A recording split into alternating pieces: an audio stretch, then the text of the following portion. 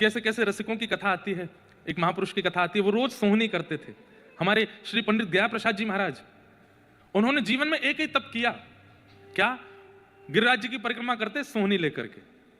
ध्यान से सुनिएगा, पंडित श्री गया प्रसाद जी महाराज, मैं उनका दर्शन नहीं कर पाया क्योंकि मेरे जन्म से पूर्व ही निकुंज में प्रवेश हो गया उनका। उनकी गोद में प्रिया प्रियतम खेलते थे। आप लोग गिरिराज जी जाएंगे तो मुकुट मुखार विंद, जहां से परिक्रमा प्रारंभ होती है, थोड़ा आगे 1-1.5 किलोमीटर जाते ही सीधे हाथ पर आपको गया प्रसाद जी की समाधि लिखा दिख जाएगा, जाके वहां प्रणाम कीजिएगा। उनके बारे में सुनो।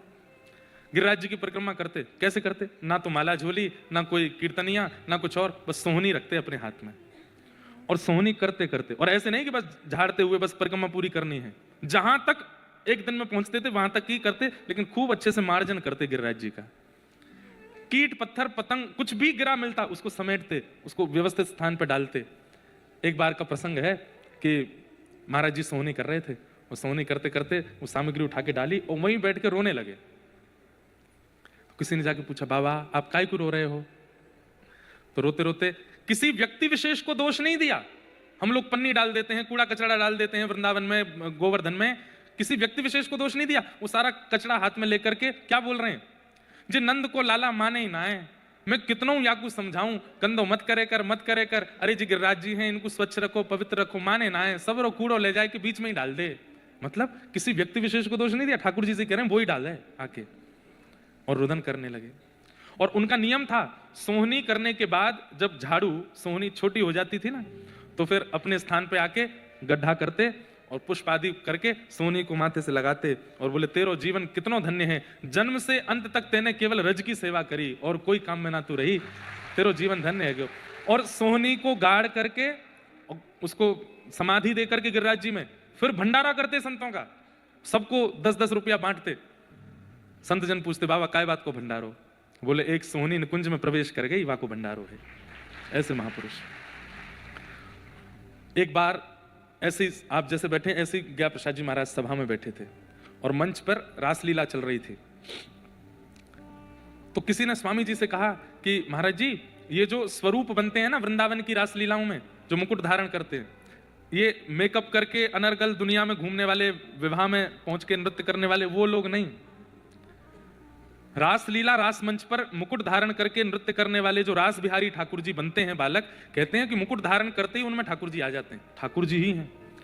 तो स्वामी जी बैठे बैठे बोले, गया प्रसाद जी महाराज, बोले ठीक है आप सबकी भावना है पर हम नहीं मानते। भाई ठाकुर जी हैं, कोई मुकुट पहन के ठाकुर जी कैसे हो जाएगा?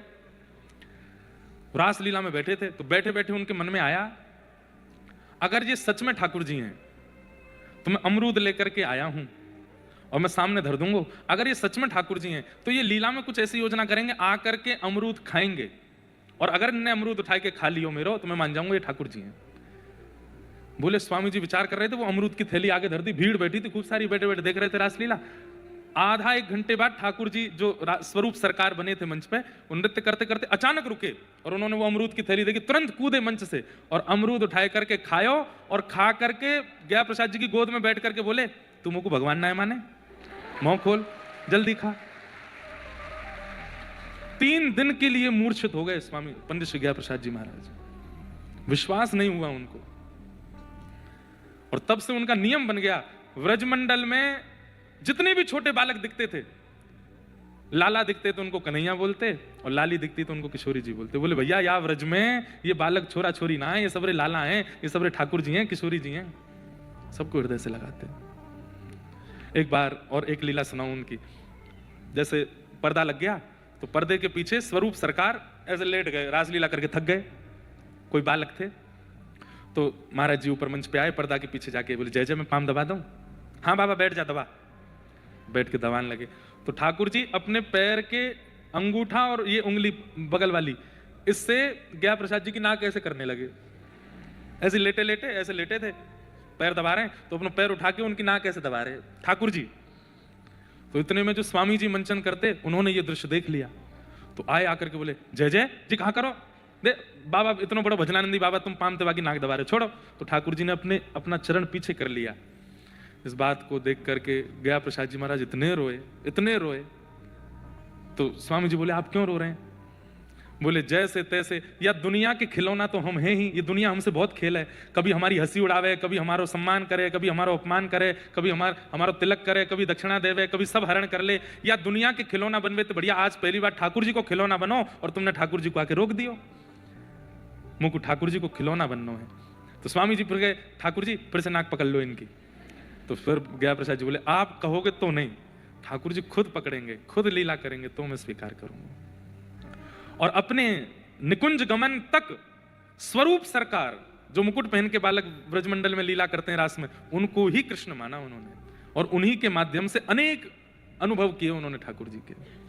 और इन सब के पीछे वो योजना बताते थे, मेरा जप तप नियम सब कुछ केवल और केवल सोहनी करने से। रज की सेवा, वृंदावन के नुकुंज की सेवा, यमुना जी की सेवा, हम इन्हें छोड़ करके केवल और केवल एक सेवा में लगे हैं, भजन साधन में। करिए वो भी, लेकिन निकुंज की सेवा करो, रज की सेवा करो, यमुना जी की सेवा करो, निकुंज वृक्षों की सेवा करो, उससे ठाकुर जी ज्यादा प्रसन्न हो जाएंगे। बहुत भीड़ है, लग रहा है बिहारी जी के दर्शन ना होंगे, मत करो, प्रणाम कर लो, जय हो बिहारी जी, हम तो जा रहे हैं जमुना जी में, कूड़ो कचड़ो उठाएंगे, वहीं की रज रज की सफाई करेंगे, वहीं आनंद करेंगे, या बार आपके दर्शन ना सही निकुंज की सेवा करेंगे। आप अनुभव कीजिए, करेंगे मेरी बात का। आपने बिहारी जी नहीं देखे, लेकिन बिहारी जी स्वप्न में आके अपनी पोशाक आदि सब दिखा जाएंगे आपको, आज मैं ऐसा लग रहा हूं, देख ले तैने मेरे निकुंज की सेवा करी। ताज बेगम, ताज बेगम का नाम सुना? मुस्लिम थी, पर जब से ठाकुर जी का दर्शन किया एक खिड़की में से, बस तब से निहाल हो गए, सब छोड़ करके वृंदावन आ गए। उनको मंदिर में प्रवेश वर्जित कर दिया पुजारियों ने, बोले आप अंदर नहीं आ सकते। तो उन्होंने जिद नहीं की, लड़ाई नहीं की किसी से, बोले कोई बात नहीं, मैं योग्य नहीं हूं तो मैं बाहर ही रहूंगी। दर्शनार्थी जो दर्शन करके आते हैं उनसे पूछते हैं आज जय जय कैसे लग रहे, आज जय जय कैसे लग रहे, सब बताते हैं, आज ऐसी पोशाक है, ऐसा मुकुट है, ऐसे कुंडल है, ऐसी नासिका है, ऐसा भोग है, ऐसा इत्र लगाए हो। तो बाहर मन में ही चिंतन कर लेती हैं, अच्छा आज ऐसे लग रहे हैं ठाकुर जी। करते करते करते एक स्थिति ऐसी बन गई कि ताज बेगम को अपने आप लगने लगा, आज नीली पोशाक होगी, आज ऐसा पाग होगी, आज ऐसे मोती होंगे, आज ये वाला इत्र लगा होगा। पहले ही मन में सोच लेती, और फिर दर्शनार्थी जो दर्शन करके आते हैं उनसे बोलती, आज ठाकुर जी ने नीली पोशाक पहनी है? बोले हाँ आज नीली है। तुमको कैसे पता? आज ये बताओ, मोतियों की माला है गले में? बोले हाँ। उसमें एक नग भी लगा है बीच में, उसमें दो बाघ नग भी लगे हैं, तो लोग बाघों को लगा ये छुप के कहीं से देख लेती है, पर नहीं। स्थिति ऐसी हो गई कि ताज बेगम को मंदिर जाने को नहीं मिलता, तो ताज बेगम रज की सेवा करती थी, यमुना जी की सेवा करती थी, निकुंज वृक्षों की सेवा करती थी। उन सब की कृपा से ठाकुर जी ही उनको तरंग के माध्यम से अपना दर्शन करा देते थे। बोले तू मंदिर में मत आ, मैं तुझको बाहर ही करा दूंगा दर्शन। इसलिए भैया वृंदावन उसको पुनः निकुंज बनाना है, उसके लिए जो योजना बनेगी हमें करनी है। हम सब युवा भाई हैं, हम सब युवा हैं, हम लोगों में इतनी शक्ति है कि हम चाहें तो कर सकते हैं इस क्रिया को। आज भारत का इंफ्रास्ट्रक्चर इतना बढ़िया हो रहा है, भारत की एजुकेशन बढ़िया हो रही है, भारत में मंदिरों के नाम पर बहुत कुछ बनाया जा रहा है, बड़े बड़े रूप, आधुनिकता ज्यादा दिखाई जा रही है। पर वृंदावन आधुनिक नहीं है, वृंदावन सहज है, वृंदावन सरल है, वृंदावन सामान्य है, उसको वैसा ही बनाना है। करेंगे कुछ ना कुछ पहल अगले वर्ष, जिससे वृंदावन पुनः वृंदावन बने, पुनः वैसा बने।